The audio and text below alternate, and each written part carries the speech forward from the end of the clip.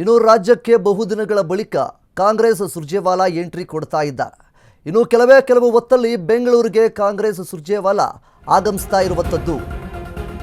ಮಧ್ಯಾಹ್ನ 2:30ಕ್ಕೆ ಬೆಂಗಳೂರಿನಲ್ಲಿ ಸುರ್ಜೇವಾಲಾ ಲ್ಯಾಂಡ್ ಆಗ್ತಾರೆ. ಇನ್ನು ಕೆಲವು ಹೊತ್ತಲ್ಲಿ ಬೆಂಗಳೂರಿಗೆ ಕಾಂಗ್ರೆಸ್ ಸುರ್ಜೇವಾಲಾ ಎಂಟ್ರಿ ಕೊಡ್ತಾ ಇದ್ದಾರೆ. ಮಧ್ಯಾಹ್ನ 2:30ಕ್ಕೆ ಬೆಂಗಳೂರಲ್ಲಿ ಸುರ್ಜೇವಾಲಾ ಲ್ಯಾಂಡಿಂಗ್, ನೇರವಾಗಿ ಖಾಸಗಿ ಹೋಟೆಲ್ಗೆ ತೆರಳಿ ಮೀಟಿಂಗ್ ಅನ್ನ ಮಾಡ್ತಾರೆ. ಸಿಎಂ ಡಿಸಿಎಂ ಜೊತೆ ಸುರ್ಜೇವಾಲಾ ಬೈ ಎಲೆಕ್ಷನ್ ಮೀಟಿಂಗ್ ಅನ್ನ ಮಾಡುವಂಥದ್ದು. ಬಳಿಕ ಕೆಪಿಸಿಸಿ ಕಚೇರಿಯಲ್ಲಿ ಜಿಲ್ಲಾ ಉಸ್ತುವಾರಿಗಳ ಜೊತೆ ಸಭೆ ಕೂಡ ಮಾಡ್ತಾರೆ. ಬಾಗಲಕೋಟೆ, ದಾವಣಗೆರೆ ದಕ್ಷಿಣ ಲೀಡರ್ಸ್ ಜೊತೆಗೂ ಮೀಟಿಂಗ್ ಅನ್ನ ಮಾಡುವಂಥದ್ದು. ಬಳಿಕ ಟಿಕೆಟ್ ಹಂಚಿಕೆ ಫೈನಲ್ ಮಾಡಲಿರುವ ಸುರ್ಜೇವಾಲಾ ಇಂದು ಸಂಜೆ ಇಲ್ಲವೇ ನಾಳೆ ಬೆಳಗ್ಗೆ ಅಧಿಕೃತವಾಗಿ ಟಿಕೆಟ್ ಅನ್ನ ಘೋಷಣೆ ಮಾಡ್ತಾರೆ. ದಾವಣಗೆರೆ ದಕ್ಷಿಣದಲ್ಲಿ ಸಮರ್ಥ ಮಲ್ಲಿಕಾರ್ಜುನ್ಗೆ ಟಿಕೆಟ್ ಫಿಕ್ಸ್ ಅನ್ನುವಂತಹ ಮಾತುಗಳು ಕೇಳಿ ಬರ್ತಾ ಇದೆ. ಬಾಗಲಕೋಟೆಯಲ್ಲಿ ಉಮೇಶ್ ಭೇಟಿಗೆ ಬಹುತೇಕ ಟಿಕೆಟ್ ಫಿಕ್ಸ್ ಅನ್ನುವಂಥದ್ದು. ನಾಳೆಯೂ ಸಭೆ ನಡೆಸಿ ಉಪಚುನಾವಣೆ ಗೆಲುವಿಗೆ ಸುರ್ಜೆ ತಂತ್ರಗಾರಿಕೆಯನ್ನ ಹುಡುಕ್ತಾ ಇರುವಂಥದ್ದು. ಇನ್ನು ಕಾಂಗ್ರೆಸ್ ಈಗಾಗಲೇ ರಾಜ್ಯದ ಕಾಂಗ್ರೆಸ್ ಉಸ್ತುವಾರಿಯಾಗಿರುವಂತಹ ಸುರ್ಜೇವಾಲಾ ಅವರು ಹಿಂದಿನ ದಿವಸ ಬೆಂಗಳೂರಿಗೆ ಎಂಟ್ರಿಯನ್ನ ಕೊಡ್ತಾ ಇದ್ದಾರೆ.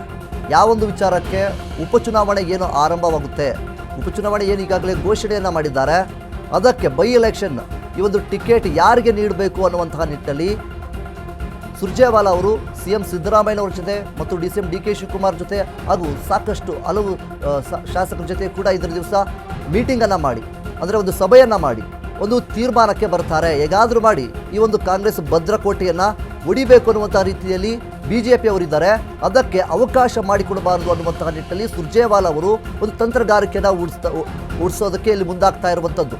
ಹೇಗಾದರೂ ಮಾಡಿ ಈ ಎರಡೂ ಕ್ಷೇತ್ರಗಳಲ್ಲಿ ನಮ್ಮ ಕಾಂಗ್ರೆಸ್ಸೇ ಗೆಲ್ಲಬೇಕು ಅನ್ನುವಂತಹ ನಿಟ್ಟಿನಲ್ಲಿ ಯಾರಿಗೆ ಇಲ್ಲಿ ಅವಕಾಶ ಕೊಟ್ಟರೆ, ಯಾರಿಗೆ ಅಭ್ಯರ್ಥಿಯಾಗಿ ಟಿಕೆಟನ್ನು ಕೊಟ್ಟರೆ ಗೆಲ್ಲುವಂತಹ ಅವಕಾಶಗಳು ಹೆಚ್ಚಿದೆ ಅನ್ನುವಂತಹ ನಿಟ್ಟಿನಲ್ಲಿ ಅವರು ಈಗ ಚರ್ಚೆಯನ್ನು ಮಾಡೋದಕ್ಕೆ ಮುಂದಾಗಿರುವಂಥದ್ದು. ಮುಖ್ಯವಾಗಿ ಈಗಾಗಲೇ ಬೆಂಗಳೂರಿಗೆ 2:30ಕ್ಕೆ ಯಾವಾಗ ಆಗಮಿಸ್ತಾರೆ, ತದನಂತರ ಆ ಹೋಟೆಲ್ನಲ್ಲಿ ಮೀಟಿಂಗನ್ನು ಮಾಡ್ತಾರೆ. ಒಂದು ಖಾಸಗಿ ಹೋಟೆಲ್ಗೆ ತೆರಳಿ ಮೀಟಿಂಗನ್ನು ಮಾಡುವಂಥದ್ದು. ಸಿಎಂ ಆಗಿರ್ಬೋದು, ಡಿಸಿಎಂ ಆಗಿರ್ಬೋದು, ಒಂದಿಷ್ಟು ರಾಜಕಾರಣಿಗಳು, ಶಾಸಕರು, ಸಚಿವರಾಗಿರ್ಬೋದು, ಎಲ್ಲರ ಜೊತೆ ಒಂದು ಮೀಟಿಂಗನ್ನು ಮಾಡಿದ ನಂತರ ಒಂದು ಇಂದಿನ ದಿನ ಅಥವಾ ನಾಳೆಯ ಬೆಳಗ್ಗೆ ಅಷ್ಟರಲ್ಲಿ ಒಂದು ಅಧಿಕೃತವಾಗಿ ಒಂದು ಘೋಷಣೆಯನ್ನು ಕೂಡ ಮಾಡ್ತಾರೆ, ಯಾರಿಗೆ ಟಿಕೆಟ್ ಸಿಗಬೇಕು ಅನ್ನುವಂತಹ ನಿಟ್ಟಿನಲ್ಲಿ. ಈಗಾಗಲೇ ಶಾಮನೂರು ಶಿವಶಂಕರಪ್ಪನವರ ಕುಟುಂಬಸ್ಥರ ಮಧ್ಯೆ ಈಗಾಗಲೇ ಒಂದಿಷ್ಟು ಗೊಂದಲಗಳಿವೆ. ಇನ್ನೊಂದು ಕಡೆ ಭೇಟಿ ಅವರ ಕುಟುಂಬದಲ್ಲೂ ಕೂಡ ಒಂದಿಷ್ಟು ಗೊಂದಲಗಳಿವೆ. ಎಲ್ಲದರ ಮಧ್ಯೆ ಈಗ ಬಿಜೆಪಿ ಯಾವುದೇ ರೀತಿಯಾಗಿ ಬಿಜೆಪಿನಲ್ಲಿ ಕನ್ಫ್ಯೂಷನ್ಗಳಿಲ್ಲ. ಸದ್ಯದ ಮಟ್ಟಿಗೆ ಕಾಂಗ್ರೆಸ್ನಲ್ಲಿ ತುಂಬಾ ಕನ್ಫ್ಯೂಷನ್ಗಳಿವೆ. ಸೊ ಆ ಒಂದು ಕಾರಣದಿಂದಾಗಿ ಸುರ್ಜೇವಾಲಾ ಅವರು ಇದಕ್ಕೆ ಒಂದು ಸ್ಪಷ್ಟನೆ ಮತ್ತು ಯಾರಿಗೆ ಟಿಕೆಟನ್ನು ನೀಡಲೇಬೇಕು, ಇವರಿಗೆ ಟಿಕೆಟ್ ನೀಡಿದ್ರೆ ಕಾಂಗ್ರೆಸ್ನಲ್ಲಿ ಗೆಲುವು ಆಗುವಂತಹ ಸಾಧ್ಯತೆಗಳಿದೆ ಅನ್ನುವಂಥದ್ದನ್ನು ಎಲ್ಲ ರೀತಿಯಲ್ಲಿ ಸಿಎಂ ಸಿದ್ದರಾಮಯ್ಯನವ್ರ ಜೊತೆ, ಡಿಸಿಎಂ ಡಿಕೆ ಶಿವಕುಮಾರ್ ಜೊತೆ ಎಲ್ಲರ ಜೊತೆ ಚರ್ಚೆ ಮಾಡಿ ಒಂದು ಉತ್ತಮವಾದಂತಹ ತೀರ್ಮಾನಕ್ಕೆ ಬರಬೇಕನ್ನುವಂಥದ್ದು.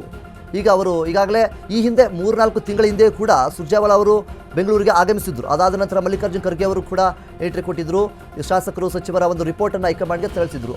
ಆದರೆ ಹಿಂದಿನ ದಿವಸ ಮಧ್ಯಾಹ್ನ 2:30ಕ್ಕೆ ಸುರ್ಜೇವಾಲಾ ಅವರು ಬೆಂಗಳೂರಿಗೆ ಎಂಟ್ರಿ ಕೊಡ್ತಾ ಇದ್ದಾರೆ. ಈ ಒಂದು ಬೈ ಎಲೆಕ್ಷನ್ ಉಪಚುನಾವಣೆ ಏನಿದೆ, ಈ ಒಂದು ವಿಚಾರದ ಬಗ್ಗೆ ಎಲ್ಲರ ಜೊತೆ ಚರ್ಚೆ ಮಾಡೋದಕ್ಕೆ ಹೇಗಾದರೂ ಮಾಡಿ ಈ ಎರಡೂ ಕ್ಷೇತ್ರಗಳಲ್ಲಿ ಕಾಂಗ್ರೆಸ್ಸೇ ಅಧಿಕಾರಕ್ಕೆ ಬರುವಂತಹ ರೀತಿಯಲ್ಲಿ ಕಾಂಗ್ರೆಸ್ ನಾಯಕರೇ ಗೆಲ್ಲಬೇಕು ಅನ್ನುವಂತಹ ನಿಟ್ಟಿನಲ್ಲಿ ಸುರ್ಜೇವಾಲಾ ಅವರು ಒಂದು ತಂತ್ರಗಾರಿಕೆಯನ್ನು ಹುಡುಕ್ತಾ ಇದ್ದಾರೆ. ಈ ಒಂದು ಕಾಂಗ್ರೆಸ್ನ ಭದ್ರಕೋಟೆಯನ್ನು ಒಡೆಯೋದಕ್ಕೆ ಬಿಜೆಪಿಯವರು ಈಗಾಗಲೇ ಸಜ್ಜಾಗಿ ನಿಂತಿರುವಂಥದ್ದು. ಇನ್ನೊಂದು ಕಡೆ ಬಿಜೆಪಿಯವರು ಯಾವುದೇ ರೀತಿಯಾದಂಥ ಕನ್ಫ್ಯೂಷನ್ಗಳನ್ನು ಇಟ್ಕೊಳ್ಳಾರದೆ ಎರಡೂ ಕ್ಷೇತ್ರಗಳಲ್ಲೂ ಕೂಡ ಅಭ್ಯರ್ಥಿಗಳನ್ನು ಟಿಕೆಟನ್ನು ಫೈನಲ್ ಮಾಡಿ ಎಲ್ಲ ರೀತಿಯಾದಂತಹ ಚುನಾವಣೆಗೆ ಸಿದ್ಧತೆಯನ್ನು ಮಾಡ್ಕೊಳ್ತಾ ಇದ್ದಾರೆ. ಆದರೆ ಕನ್ಫ್ಯೂಷನ್ಗಳು ಇರುವಂಥದ್ದು ಕಾಂಗ್ರೆಸ್ನಲ್ಲಿ ಮಾತ್ರ. ಆ ಒಂದು ಕಾರಣಕ್ಕೆ ಸದ್ಯದ ಮಟ್ಟಿಗೆ ಸಾಕಷ್ಟು ಗೊಂದಲಗಳು, ಚರ್ಚೆಗಳು ಏನೆಲ್ಲ ನಡೀತಾ ಇದೆ. ಕುಟುಂಬ ರಾಜಕೀಯ ಅಂತ ನಾವು ಈ ಹಿಂದೆ ಬಿಜೆಪಿನಲ್ಲಿ ಕೇಳಿ ಬರ್ತಾ ಇದ್ವಿ.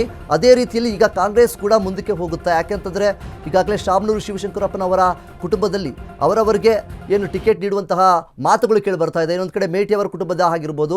ಈ ರೀತಿ ಏನಾದರೂ ಕುಟುಂಬ ರಾಜಕಾರಣ ನಡೆದ್ರೆ ಕಾಂಗ್ರೆಸ್ಗೆ ಹಿನ್ನಡೆ ಆಗಬಹುದಾ ಅನ್ನುವಂತಹ ನಿಟ್ಟಿನಲ್ಲಿ ಒಂದು ಸಾಕಷ್ಟು ಚರ್ಚೆಗಳು ಕೂಡ ಇದರ ದಿವಸ ನಡೆಯುವಂಥದ್ದು. ಸುರ್ಜೇವಾಲಾ ಅವರು ಸಿಎಂ ಮತ್ತು ಡಿಸಿಎಂ ಜೊತೆಗೆ ಒಂದು ಮಹತ್ವದ ಚರ್ಚೆಯನ್ನು ಮಾಡಿ ಯಾರಿಗೆ ಟಿಕೆಟ್ ನೀಡಿದ್ರೆ ಇವರು ಗೆಲ್ಲುವಂತಹ ಒಂದು ಅವಕಾಶ ಸಿಗುತ್ತೆ, ನಮ್ಮ ಕಾಂಗ್ರೆಸ್ಗೆ ಸೋಲು ಆಗಲೇಬಾರದು ಅನ್ನುವಂತಹ ನಿಟ್ಟಿನಲ್ಲಿ ಈಗ ಅವರು ನಿಂತಿರುವಂಥದ್ದು.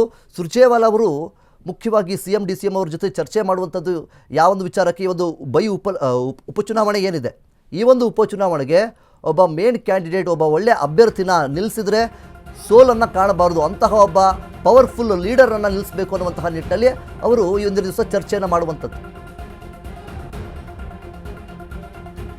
ಇನ್ನು ಹಾಗೆ ಇದರ ದಿವಸ 2:30ಕ್ಕೆ ಮಧ್ಯಾಹ್ನ 2:30ಕ್ಕೆ ಆಗಮಿಸ್ತಾ ಇದ್ದಾರೆ ಬೆಂಗಳೂರಿಗೆ ಸುರ್ಜೇವಾಲಾ ಅವರು. ಅದಾದ ನಂತರ ನೇರವಾಗಿ ಖಾಸಗಿ ಹೋಟೆಲ್ಗೆ ತೆರಳಿ ಮೀಟಿಂಗನ್ನು ಸಹ ಮಾಡುವಂಥದ್ದು.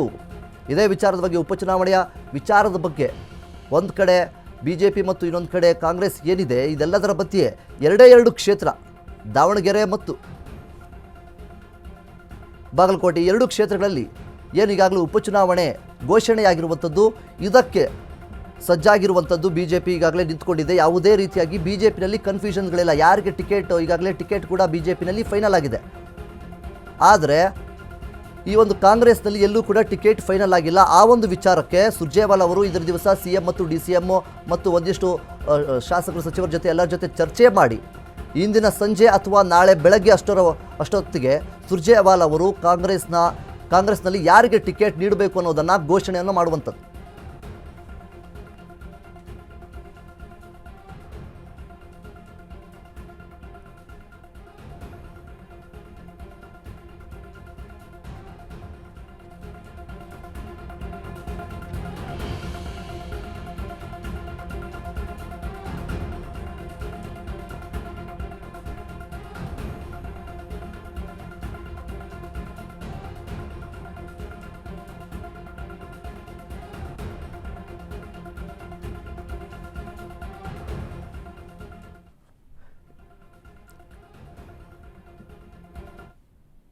ಇನ್ನು ಇದೇ ವಿಚಾರವಾಗಿ ನಮ್ಮ ಜೊತೆ ಮಾತನಾಡೋದಕ್ಕೆ ನಮ್ಮ ಪ್ರತಿನಿಧಿ ದೀಪಾ ಅವರು ನಮ್ಮ ಜೊತೆ ಇದ್ದಾರೆ. ದೀಪಾ ಅವರು, ಈಗಾಗಲೇ ಇಂದಿನ ದಿವಸ ಕಾಂಗ್ರೆಸ್ನ ಉಸ್ತುವಾರಿ ಆದಂತಹ ಸುರ್ಜೇವಾಲಾ ಅವರು ಬೆಂಗಳೂರಿಗೆ ಆಗಮಿಸ್ತಾ ಇದ್ದಾರೆ ಮತ್ತು ಸಾಕಷ್ಟು ಒಂದು ಮೀಟಿಂಗನ್ನು ಮಾಡಿ 2 ಕ್ಷೇತ್ರಗಳನ್ನು ಗೆಲ್ಲಿಸೋದಕ್ಕೆ ಸಾಕಷ್ಟು ತಂತ್ರಗಾರಿಕೆಯನ್ನು ಹೂಡ್ತಾ ಇದ್ದಾರೆ. ಇನ್ನು ಏನೇನೆಲ್ಲ ಅಪ್ಡೇಟ್ಸ್ಗಳು ಬರ್ತಾ ಇದೆ ದೀಪಾ? ಇವತ್ತು ಕಾಂಗ್ರೆಸ್ ಉಸ್ತುವಾರಿ ಸುರ್ಜೇವಾಲಾ ಅವರು ರಾಜ್ಯಕ್ಕೆ ಆಗಮಿಸಿರುವಂತಹದ್ದು. ಮೊದಲು CM DCM ಜೊತೆ ಸಭೆಯನ್ನು ನಡೆಸಿ ಯಾವ್ಯಾವ ಕ್ಷೇತ್ರದಲ್ಲಿ ಯಾವ್ಯಾವ ಅಭ್ಯರ್ಥಿಗಳಿದ್ದಾರೆ, ಗೆಲ್ಲುವ ಅಭ್ಯರ್ಥಿಗಳು ಯಾರು ಅನ್ನುವಂತಹದ್ದು, ಏನು ಗೊಂದಲ ಇದೆ ಅನ್ನುವಂತಹ ನಿಟ್ಟಿನಲ್ಲಿ ಒಂದಿಷ್ಟು ಚರ್ಚೆಗಳನ್ನು ಮಾಡ್ತಾರೆ. ಇದರ ಜೊತೆಗೆ ಬಳಿಕ ಅಂದರೆ ಆ ಖಾಸಗಿ ಹೋಟೆಲ್ನ ಸಭೆಯ ಬಳಿಕ KPCC ಕಚೇರಿಯಲ್ಲಿ ಪದಾಧಿಕಾರಿಗಳ ಜೊತೆಗೆ ಏನೊಂದು ಟೀಮನ್ನು, ಕಮಿಟಿಯನ್ನು ಮಾಡಲಾಗಿದೆ. ಆ ಕಮಿಟಿಯ ಸದಸ್ಯರು, ಸಚಿವರುಗಳ ಜೊತೆಗೆ ಇವತ್ತು ಕೂಡ ಸಭೆಯನ್ನು ಹಮ್ಮಿಕೊಂಡಿದ್ದಾರೆ.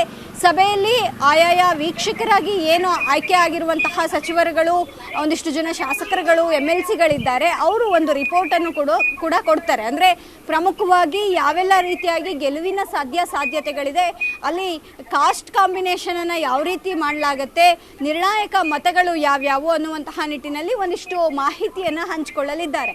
ಇದರ ಜೊತೆಗೆ ಇದೀಗ SS ಮಲ್ಲಿಕಾರ್ಜುನ್ ಮತ್ತು ಪ್ರಭಾ ಮಲ್ಲಿಕಾರ್ಜುನ್ ಅವರಿಬ್ಬರನ್ನೂ ಕೂಡ ಖಾಸಗಿ ಹೋಟೆಲ್ಗೆ ಆಹ್ವಾನ ನೀಡಿರುವಂಥದ್ದು. ಪ್ರಮುಖವಾಗಿ ನೀವು ಬಂದು ಮಾತನಾಡಿ ಅನ್ನುವಂಥ ಆಹ್ವಾನವನ್ನು ಕೂಡ ಅವರಿಗೆ ಕೊಟ್ಟಿದ್ದಾರೆ ಅನ್ನುವಂಥ ಮಾಹಿತಿ ಇದೆ. ಆದರೆ ಸದ್ಯಕ್ಕೆ ಇಬ್ಬರೂ ಕೂಡ ಆ ಕುಟುಂಬ ಏನಿದೆ ಅದು ಇವತ್ತು ಸಮರ್ಥ B ಫಾರಂಗೂ ಮುನ್ನವೇ ನಾಮಿನೇಷನ್ ಫೈಲನ್ನು ಮಾಡ್ತಿದ್ದಾರೆ. ಇವತ್ತಿನ ದಿನ ಚೆನ್ನಾಗಿದೆ ಅನ್ನುವಂತಹ ನಿಟ್ಟಿನಲ್ಲಿ ನಾಮಿನೇಷನ್ ಫೈಲ್ ಆಗ್ತಿದೆ. ಹಾಗಾಗಿ ದಾವಣಗೆರೆಯಲ್ಲೇ ಇಬ್ಬರು ಕೂಡ ಉಳಿದುಕೊಂಡಿದ್ದಾರೆ. ಮಧ್ಯಾಹ್ನ ಅಂದರೆ ಸಂಜೆ ಸುಮಾರು 4 ಗಂಟೆಗೆ ಈ ಸಭೆ ಇರುವಂಥದ್ದು. ಸಭೆಗೆ ಭಾಗಿಯಾಗ್ತಾರ ಅನ್ನುವಂತಹದ್ದು ಕೂಡ ಮುಖ್ಯವಾಗುತ್ತೆ. ಆದರೆ ಇವತ್ತಿನ ಸಭೆ ಸಾಕಷ್ಟು ಮಹತ್ವ. ಬಹುತೇಕವಾಗಿ ನಾಳೆಯೇ 2 ಕ್ಷೇತ್ರಗಳ ಟಿಕೆಟ್ ಕೂಡ ಅನೌನ್ಸ್ ಆಗುವಂತಹ ಸಾಧ್ಯತೆಗಳು ಇದೆ. ಓಕೆ, ಧನ್ಯವಾದಗಳು ದೀಪಾ ನಿಮ್ಮೆಲ್ಲ ಮಾಹಿತಿಗಾಗಿ.